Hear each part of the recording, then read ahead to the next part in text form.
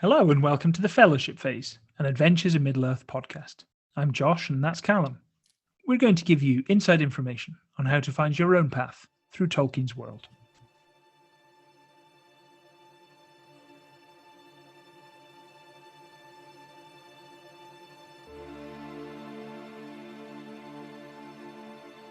Theodric and Carhu now turn back north, hoping to meet with Beorn at his home beyond the Old Ford. Runan, it seems, is content to remain with the Woodmen for now, who have welcomed us and offered their halls to us as sanctuary. He practices his music with their bards and learns much from their hunters. Yet for my part, I am left with questions. I must know more of this splintered axe, and of the wild man who long held its long-lost peace.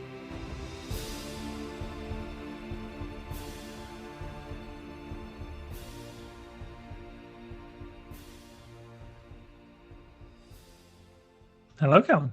Hello, Josh. Another excerpt from Torvald's journal that James has kindly allowed us to share. I have to say, I really enjoyed reading them at the time when this was the main thing that we was doing socially because we couldn't leave the house.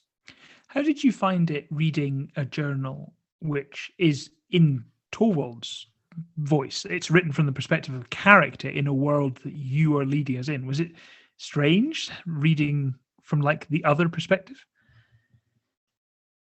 It was so interesting. People often talk about when you're running a game that it's really useful to look at your players' notes and see what do they remember? What was the thing that was significant to them? I guess like in last episode, we were talking about running these big characters in Tolkien's world. And it's funny that, you know, I also have run a bit of a homebrew D&D game. And probably the most memorable characters are... I'm going to see if you say what I think you're going to say. Jamie? Oh, actually, that's true. He was quite memorable. Okay, well, when he first arrived at the dock at the place, I didn't really know what I was doing.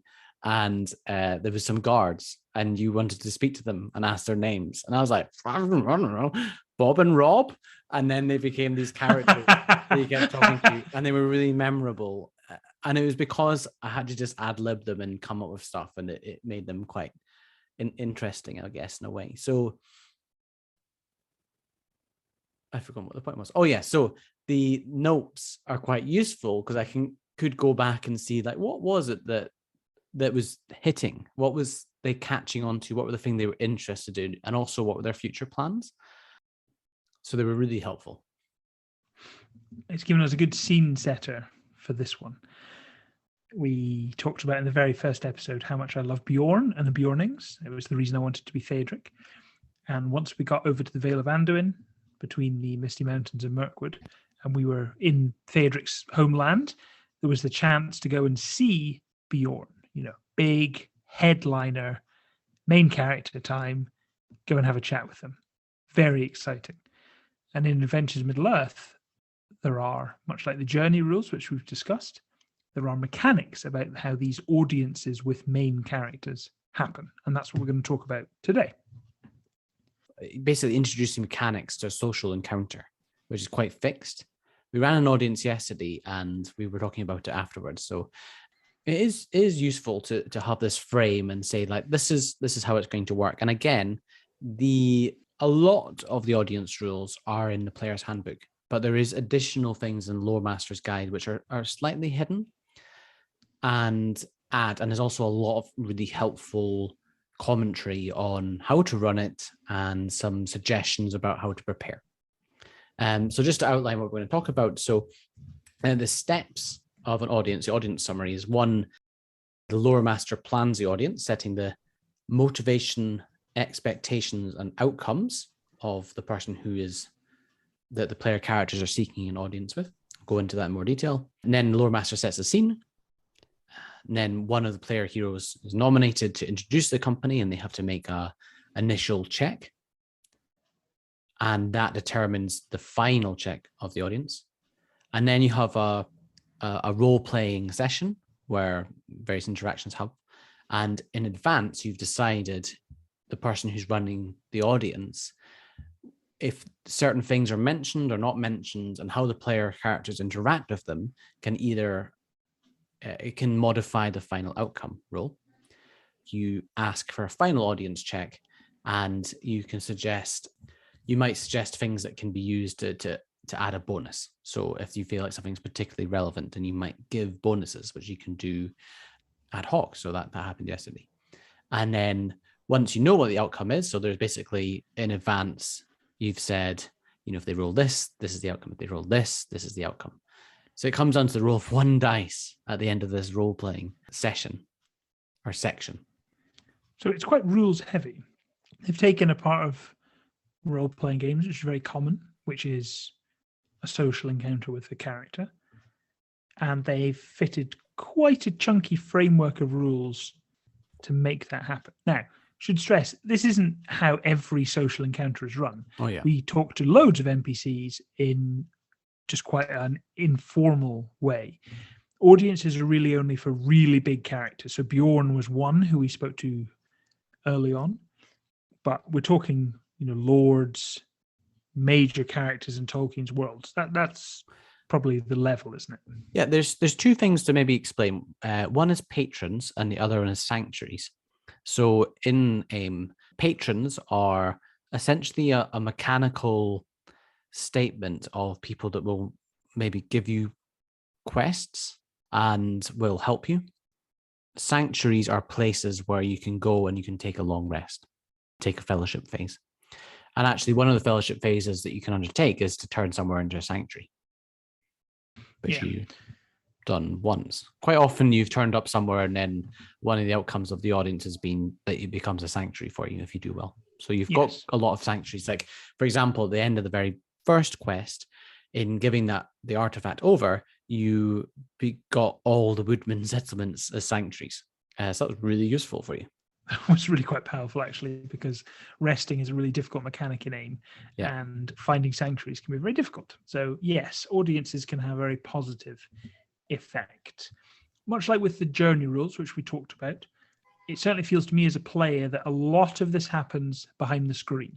So talking about it and summarizing, it feels quite rules dense. It feels like quite a sort of crunchy way of doing it, but it doesn't feel like that playing. There actually isn't that much in the way of dice rolls. There's a roll at the beginning and then a roll at the end. And then the vast majority of what we as players are doing is just role playing. It's really you as the Loremaster that has tables and bonuses.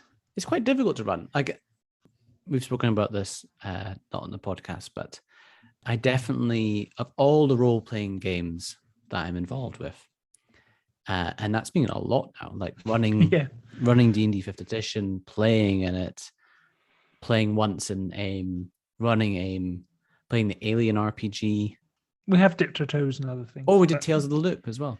We did Tales of the Loop, and good call out to the Alien RPG. Always happy to discuss at any point. Anyway, I've loved all of them, but I think my favorite thing to do is to run Adventures in Middle-earth. It's just so evocative. I love being able to tell the story, but it can be really mentally taxing. I think I quite like that slight stress of it.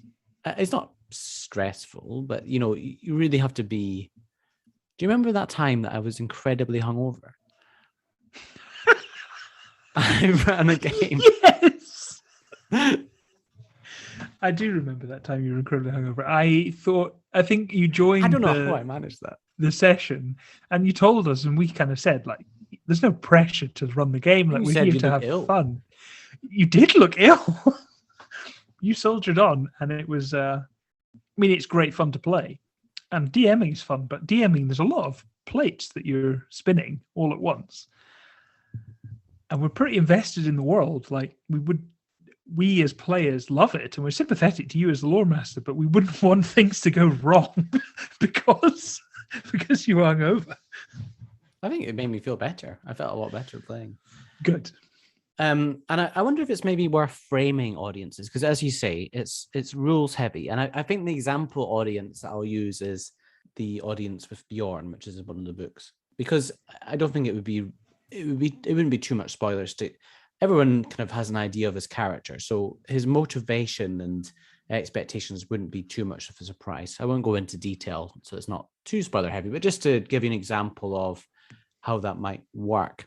But what examples of audiences can we think of in Tolkien's world? So, well, I actually think Beorn is the perfect example in the rules because he's a very good example in the books, which is that Gandalf tells the dwarves and Bilbo that realistically they need the help of Beorn, this unusual character on the east of the Misty Mountains, and that he's quite quirky and he's quite particular, and that they need to approach the scenario carefully.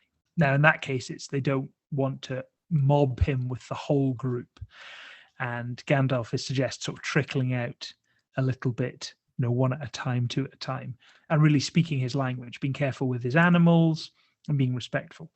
And it's quite fun in The Hobbit, like it's quite playful, but it speaks to what the rules are, which is that when you're talking to a big influential character, you need to speak their language and you need to approach it sensitively, and you need to approach them in a way that they are likely to give you what you're looking for. So I think the example from The Hobbit, and there are loads of examples, like they obviously have the audience with Elrond, this huge moment in The Lord of the Rings. There's The Hobbit later on, when they go to Esgaroth, they have an audience with the Master there. There are loads of examples of it. And I think Beorn, both in The Hobbit as a bit of literature and also Our Game, is a good example of a quirky character who there were definitely pitfalls that we needed to avoid, and there were definitely boons that could be won if we did well. So yeah, that's probably a good example. Yes, that's an excellent example. And actually, I think another good example is Gandalf and Pippin in Lord of the Rings turning up at Minas Tirith. And I'm going to use that to explain some of the rules later on, because I think it'd be really quite funny if you were running that game as a Loremaster, the two-player characters, one person playing Gandalf, doing his best to make sure that you get the motivations and expectations right for the audience. Not that you would know where they are, but Gandalf probably would have an idea. And then the other player character is Pippin, who's just ruining everything, jumping in, but then unexpectedly offers his sword or service, and maybe that has a plus one benefit. So maybe before we jump right into the rules. So before the audience, before the player characters even get there, in advance, you need to plan your audience. It's not something you can really get on the hoof. I have done that, but I wouldn't recommend it. It is a lot to think about, and you'll find yourself being, you can basically want to establish, these player characters are turning up, and to make the world real, this person that they're speaking to has to have pre-established ideas about the world and things that they want and ways they want people to interact with them. Now, in the books, you'll find a lot of rules. So most of the profiles of NPCs or important ones will generally have rules for audiences or in the pre-written adventure. For example, Beorn, he has a motivation of he wants an honest, direct account of what's happened. That makes sense? Not weasel words and guesses. He just wants the facts, which is a really lovely way of writing it. So, it kind of helps with your role playing a bit and set that up. So if you've got another NPC that you've made up or it's not clear in the books, then what's their motivation? And their motivations might change. So in our game, Beorn has, undergone some character development of his own based on events that have happened through the time. And the other thing that you need to set in advance is their expectations. And this is where you put on modifiers for the final check. So I won't read them all out, but for example, Beorn expects to be treated with respect, but without flattery, courtesy, or honeyed words. Which I think is an interesting use of the honey. You put your honey in your cakes, but you don't put it in your words. There's quite a few expectations that he's got, and they're really interesting, actually. And I think on that first check, you had a couple of pluses and a couple of minuses. It helped a lot that Theodric was there, and he was sort of familiar with Beorn and friendly with him. And I imagine that Denethor in that audience, perhaps his motivation was Boromir's gone off and he's died. I've got his stuff is washed up. Someone needs to tell me what happened, and there's some blame, and there's probably some expectations in there about, being respected, and perhaps other things about his established relationships with others. And that once you've done that, you're sort of good to go, I guess. Yeah. From a player point of view, I suppose the prep, and this helps, and I suppose I'm appealing to players now as a player and someone who also DMs. If you're planning to go and see a big character, and there's a lot of planning ahead in this because journeys are a big part of it. You're planning where you're going.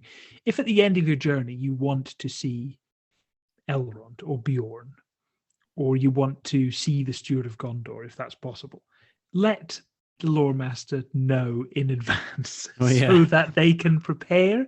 Because however much, the world is real and you should be interact with it as much as you want, Loremasters do not have infinite time. They can't prepare everything. So do them a favor, and I say this as someone who's DM'd, do them a favor. If you intend in a session or two to have an audience with someone, let them know so that they can prepare, so that you can rock up at their door and the whole thing goes down well. That would be my plea to any players out there.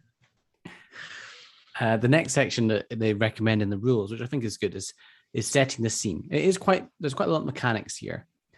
So there's some sections in the book. There's actually several different bits where Beorn's Hall is described in Wildland Adventures, in I think in the Player's Handbook. There's a bit on it as well.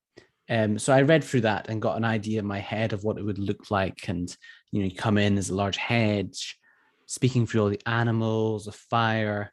They talk about when you meet important characters to have it built up and anticipation. So I think Beorn was off doing something. It's not as having some way of ramping up the tension, perhaps, or making it more dramatic. So the audience that we ran yesterday was with Elrond, and I'd been thinking a lot about how that would run and the interaction and the build up to it, and sort of building up the mystery. And I think Brendan, who ran the other events in Middle-earth game, did that really well when he ran an audience right at the very beginning. We didn't meet Elrond. We had it with Lindy, or another elf. And it was really, I remember feeling as a player, I was like, oh, this is what it feels like on the other side. I think he did a really good job with that, to emphasize. It's about emphasizing that the person you're having an audience with is probably more important and probably busier than you are as player heroes. And again, it just emphasizes that the world is real. It's a shared world, and that things are happening in it, whether you as players are interacting or not. Like Elrond is a character who has a story which Tolkien told, which stretches over thousands of years. And whether you speak to him that afternoon or not, things are happening. And it does feel like that, building up the tension. Yeah, and you want to get an idea of like the room that they're in as well, the feel of it, establish how it would be to be in that setting. Where are they sitting? What's the interaction? What's the height levels? And the Elrond one yesterday, I spent quite a long time describing a tapestry and how that made you feel, which is, I quite enjoyed doing that. I really like that. It gave the sense it was quite otherworldly and a little bit magical. I think it helped give that sense that being with the elves was quite different to an experience that we'd had before. It felt special. The other thing to prep, actually, this is a sidebar, I guess, and it comes down to a lot of things, is music. So we run it on Roll20 and I load music up, and it is a bit clunky, I'm not going to lie. I think if you were in person, it'd be easier because you'd have more playlists or things set up. But, if you're going to have an audience, so I have like different folders for audiences of different people and music prepared. So, just have a think and, what's the scene you want to set? Because I feel like that really helps with the setting of the scene as well. You don't want something too dramatic. You want something quite ambient. So we've set the scene. Player characters are there and they have chosen their representative who's going to step forward, and they have to roll a dice. That's how it starts.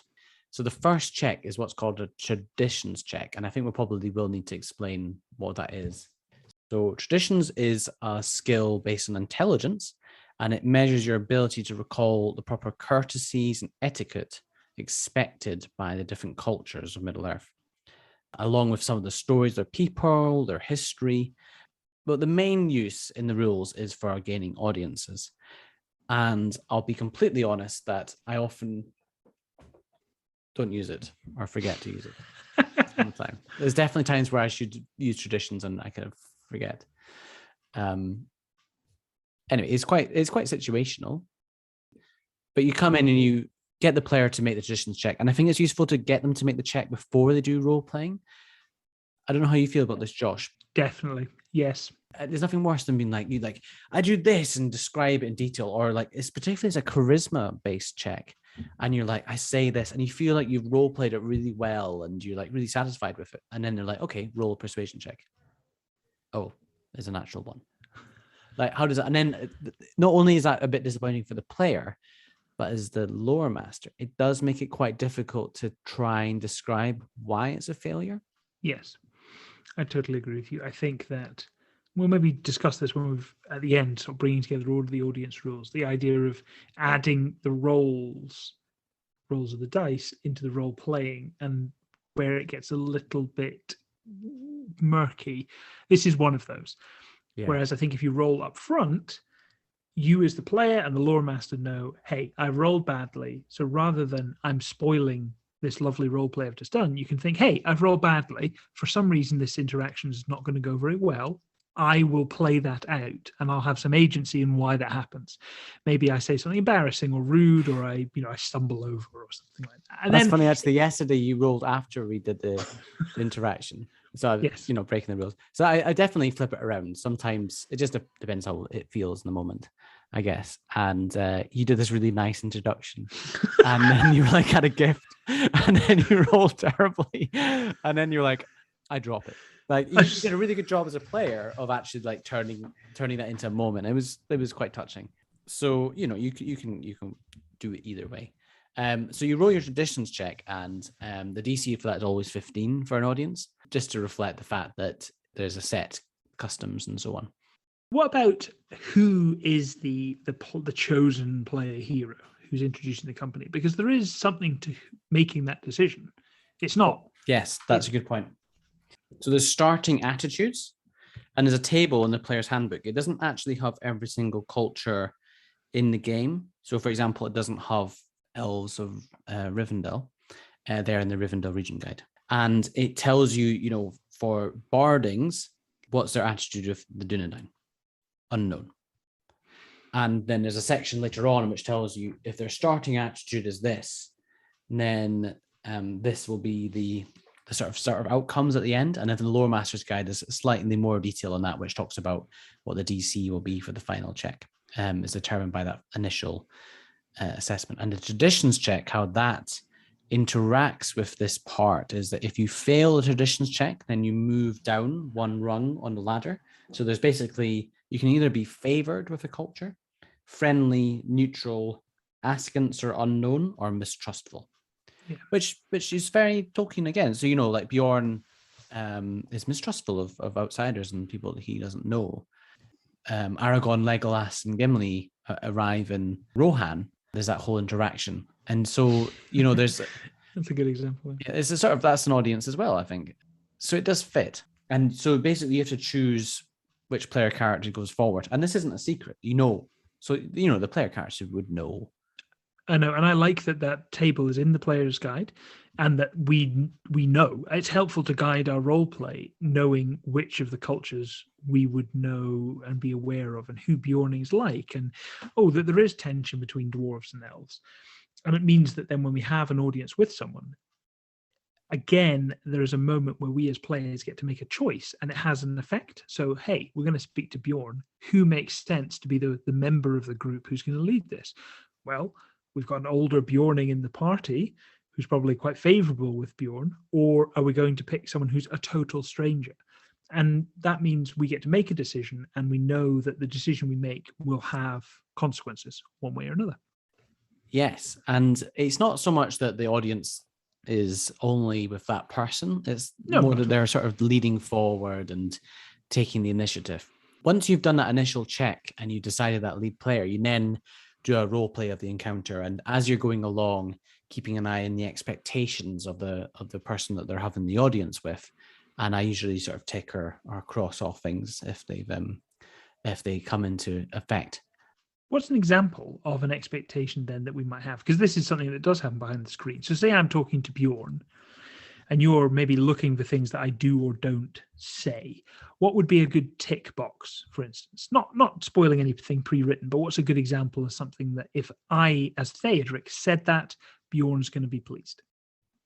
Yes. So there are some example expectations. So that wouldn't be any spoilers at all in the Loremaster's Guide to help you prepare. Some example motivations would be the motivation to make money. It might be more relevant to somewhere like Laketown, to extend their influence. And some expectations, there might be positive expectations. So you might have the expectation. So thinking about the master of Laketown and the Hobbit, Yes. probably, I'm not sure this is, but he probably had the expectation to be flattered. You would gain bonuses at the end, I imagine, if he was flattered. To find other good people in the world might be a motivation, to be reminded of home, to be left alone. Example of negative expectations. So if people disrespect them, they would have a negative modifier. Or if someone asks them for aid. There's a really interesting one from Elrond, which I won't tell you because you're still sort of interacting with him. But there's some expectations that the player characters, I think they're quite obvious. Mm-hmm. It makes sense to me that Beorn wouldn't want people flattering him or using words overly. But there's some other expectations that can be quite unclear. And I think it's important when you're doing that role-playing segment is to have reactions. So if someone says or does something, don't just be like, well, that's -2, and hide that from the players. Because then they might make the same mistake again if they have another audience.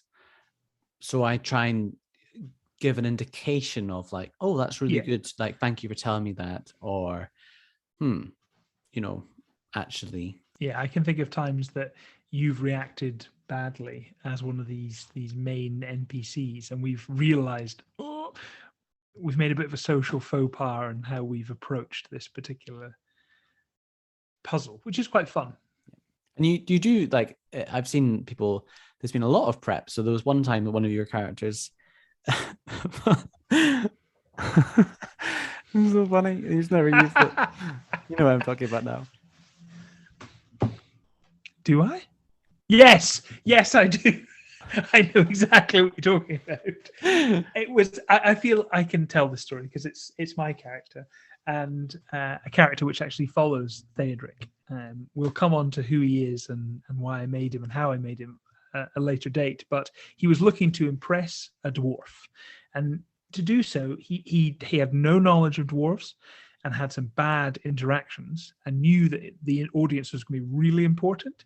So he actually did some research. And this is something the rules encourage because the players know that there are these hidden expectations, and it encourages the players to role play maybe with people in Beorn's family or people that know Beorn, to do a bit of research, to think, oh, what would Beorn like? Let's ask around. Let's ask how we should approach him. So it rewards that kind of play, which is fun. So I've never thought about that before, but that's a really astute observation on it, because if I know in advance, then I can drop that in if you ask.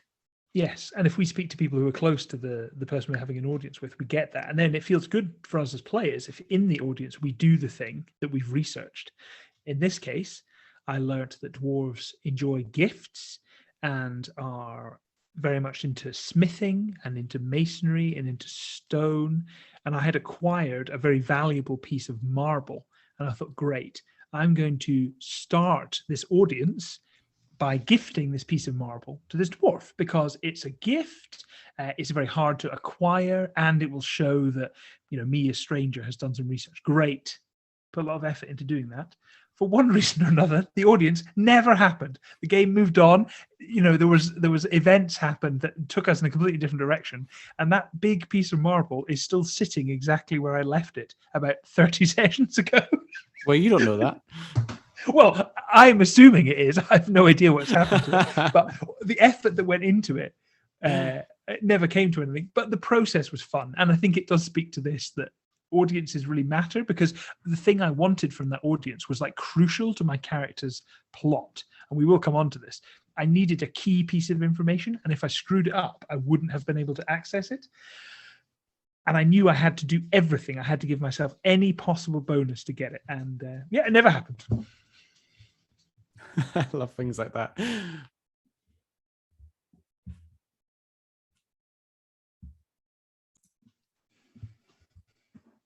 So you've done the role playing, it's been awesome, and you have noted down the expectations that have been met or negative ones that have been met as well.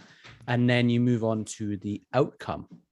And you should know in advance what the outcome is. Although I think you have to be a bit flexible in this approach because you don't know what the players are going to say or do. So you don't want it to feel scripted.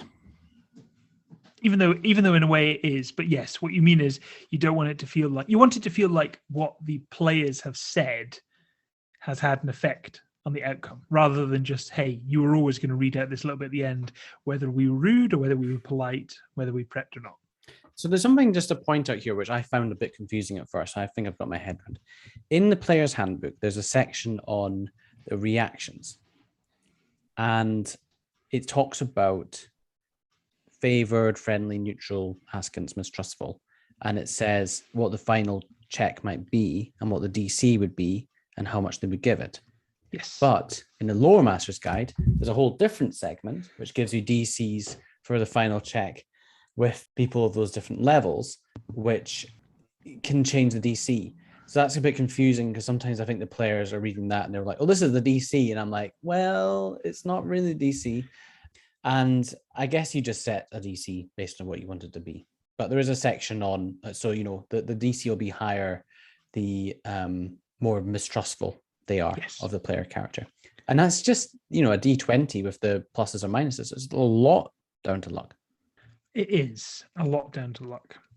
And this is where I feel the rules slightly butt up against the fun. I think it's worth discussing whether there are too many rules for audiences. I think what we've talked about so far has been overwhelmingly positive, and there are some loads of good stuff in there. But I'm not 100% in love with all of it. I don't like that the final roll is so random. Yes, it does say, so generally speaking, it's just been a straight D20. It does say it's modified by any bonuses, and if an appropriate skill or ability is relevant, players can make suggestions that might qualify for a bonus. And you do say that the higher their level, the more likely it is to have a positive outcome in that case, which is interesting because I'm not sure I've always run it like that. No matter how you do it, though, even if you've got an amazing bonus, there's always the chance you roll badly. You know, you could still roll a natural one, which is not an automatic failure, but you're unlikely to pass if you've got a final check. Once you prepared it, the way that they suggest in the Loremaster's guide, as opposed to the table in the player's handbook, is that you again keep things really simple. Yeah, the player's handbook has got DC like 0, 10, 20 for different outcomes.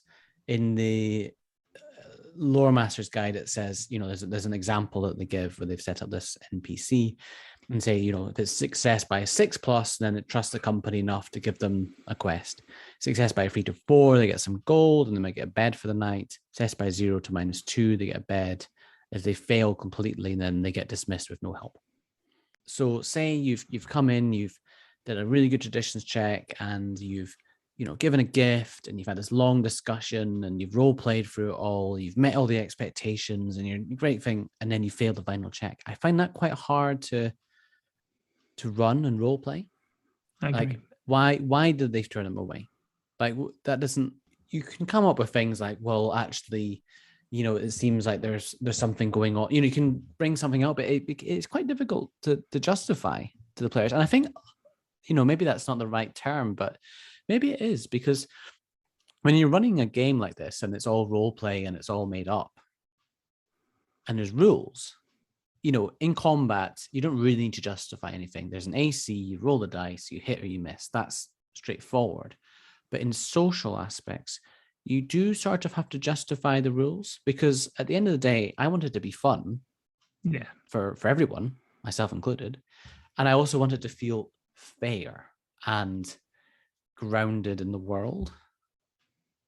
And if there's something that, you know, you role play really well and it goes fantastic, and then there's this arbitrary dice roll and you fail, it might feel a bit, well, I don't need to say might. How does it feel? How do you find it? It can feel very deflating. I think that we as a party are very role play heavy. We got really into, for instance, the politics of the different communities around the Anduin Vale, including Beorn and some of the woodman towns. There was a section of our game where we spent quite a long time moving between them and trying to build up alliances before we did a big quest. And we had a lot of audiences, and there was a lot of politicking and thinking about how the cultures were different and what they might be interested in. And we took it pretty seriously. I found it a bit deflating sometimes when we put in the effort and we were role playing. And like when the role playing is going well between a player and the Loremaster, like, and you really like riffing off each other, it's like a really like fun experience. Yeah. And it maybe goes in an unexpected direction, and you really feel like you're in character. And then at the end, the dice goes against you, as so often happens. I don't know, it feels so much more deflating than just, oh, I rolled a dice and I missed with a swing of the sword. Because you swing the sword quite a lot, statistically, it's likely you won't always hit, fine. You don't speak to Beorn in an intense fashion loads, and therefore there's a curve of how often you do well or not. Like, it's kind of a one-off, and when you've put in all that effort of role-playing with the Loremaster, and it goes either really well or really badly just because of an extreme dice roll, I don't know. We talked a bit last time, and I think the journey rules do this well. They reward the play the game wants to see. So it wants you to take journeys seriously, to plan them, to prep them, to be cautious, to do the right things. And it rewards that in the way the rules work. I feel that the game wants to reward good role play, which it does to an extent, because there are the things that if we say them, that gives us a wee bonus. But ultimately, it's still a dice roll that's very swingy. It feels like there's not that much reward for good roleplay. We could roleplay really badly and get lucky on the dice at the end and be better off than if we've done a really, really good bit of roleplay that we've all enjoyed. So, you can house rule any system, and, at the end of the day, it's your game to run. So how would we do it differently? I've not really put that much thought into this. When you were talking there, I was thinking to myself, could I just have way more expectations, actually? And there's a lot more points that you could tick. And if you tick enough of them, then you might get to a point where basically you can't fail. And is that fine? That'd be one way of doing it. Another way of doing it, I suppose, we could reduce the size of the die. So rather than a D20, maybe make it like a D8. And therefore, a similar thing would happen, which is that the bonuses would have a proportionally much bigger effect. And it would be hard to fail massively. Could be one way of doing it. You could remove the final dice roll altogether and just base it on what's said. The downside is it then becomes purely subjective, and that wouldn't necessarily work for everyone. I don't think there's a perfect way of doing it, and I'm sure that there are some games where people are playing and they're less fussed on the role play element of it, because it's just one of the pillars of the game. Like, not everyone is in love with the role play. And for them, I actually think having a much more structured way of playing through it makes sense. And having a system where it was just up to the role play might put some people off there. Yeah, that's true. Yeah, maybe the audience rules aren't designed for our group, and they're more designed for the people that struggle to get into character and role play and do that. That's the joy of the game for us, I think, is that improv side of it, the collaborative story making. I don't feel it's quite right, though. And I don't... Again, it's an example, I think, of the game designers have tried to, and have done pretty well overall, including an element of Tolkien's world, which is these big, meaningful audiences with characters. But because they've ported it over to an existing game system, which doesn't really have much in the way of social rules, it's made it difficult, and it feels like a bit shoehorned in. There are some other role-playing games that have really nice social encounter rules. So a game I've never played, but I love and would love to run one day is Legend of the Five Rings, which is set in Rokugan, a kind of mythical Japanese type land. And it is about honor and politics and war. And the way that the rules are for social encounters is it's done almost like a combat, that there's to and fro and dice rolls during it, which can affect how the social encounter goes. Like the characters will have social abilities and they can almost act within the social setting. And that obviously has, similar to this, they've put the audience part of the game at the heart and they've built custom rules around it. So I think it can be done. I don't envy the people who have to do it, because certainly we've, adjusted it as we've gone along. And it's not that it doesn't work, it's just part of the game that leaves me feeling like I'm kind of wanting a bit more. You inspired me there to go and pick up my copy of the collector's edition of the One Ring role-playing game, second edition. Yes, the new one, which you've got now. A lovely red with gold inlay book. The book's so beautiful. Gorgeous. I've got this in the Shire supplement, and they're really lovely. I have to admit that I'm not really planning to run the game because I find the rules a bit more, and we're settled in the system. Yeah. We've not tried them, but I don't see the need to change. But I really back them to say, one, people want this, and bring out second edition AiME, please. But also to, please. I'll be really interested to see how the audience rules are on that. But also just to have some stuff, inspiration. The Hobbit region guide is amazing. The maps are lovely. I would love to run some AiME games there using that. So in Tor second edition, just for comparison, they have what they call a council, which I think is the equivalent of audience. And that sequence has been simplified to 3 steps. You have set, resistance, introduction, interaction. Set resistance is based on the level of the request. So if it's a reasonable request, the resistance is lower. And if it's an outrageous request, then the resistance is much higher. And that's based on what they're trying to get. And they need to go into them with, a purpose in mind. So they should agree before the council happens what the purpose is. Yes. And then there's the introduction, where the spokesperson presents the company, and the roll result sets a time limit for the council. Then you have the interaction, which is the main part of the council, and successful rolls accumulate to match or exceed the resistance. And they give examples of different checks that you can use to do that. In the One Ring, it's all about getting successes, which are, I think, on a there's a special D12 dice. So you need to get successes on rolls, and that's the ones that you're adding up. So it's quite a different system, but you can see, and I wonder if, people have discussed that part of this might be, they're using the One Ring, and then when they're doing AiME, it'll probably be quite similar. So I wonder if AiME second edition will have similar structure to that. And I like this because I like the idea that it's saying it depends on what you're asking for. Yes. And that determines how likely you are to succeed. I think this is an area in the first edition AiME rules which is ripe for some tweaking. There's probably some great homebrew stuff out there already. There may be groups who play purely with the rules as they are in the book, or who ditch the audience rules altogether, or who have homebrew rules. We've certainly mixed and matched as we've gone along. And I think after each audience, we've often talked about how it's not quite the way we'd want it, and we've tweaked it as we've gone. But we'd love to hear if there are any other groups. If you have homebrew rules, email us in, because I don't know what the solution to the audience rules is, and I would love to know if people have some ideas. Because I don't like to be down on it without having a solution, and it's not that I think audiences don't work. I have just had some experiences which have left me wanting.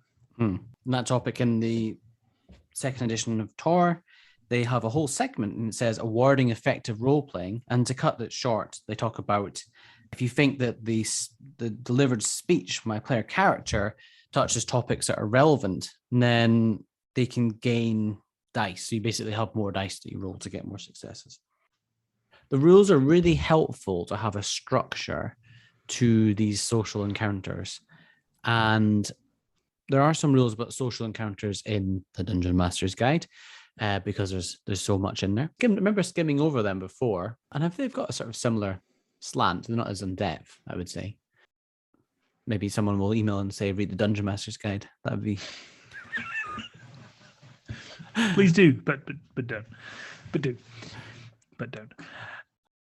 So, Josh, why don't you roll the final audience check now for this? Or who's having an audience of Hugh? Well, that's a good question. I feel we're just having a conversation. Oh, it's just, okay. So, roll a deception check. Natural one. I'm terrible at deception. I do very poorly. Maybe it should be traditions. We've spoken about a lot there in audiences and some of the tricky parts of running them from my perspective and the experience of being a player in them from Josh's perspective. Yeah. It does seem quite heavy on the Loremaster in prep. So if you're playing in a game, be generous to your Loremaster when you want to do audiences and be forgiving. Overwhelmingly, I've enjoyed the experience of talking to the big characters. I just find the outcomes sometimes a little frustrating. That said, we've also benefited when we've rolled probably higher than we deserved, and we've got more than we maybe earned role-playing. But would love to know a good way forward. So please do get involved.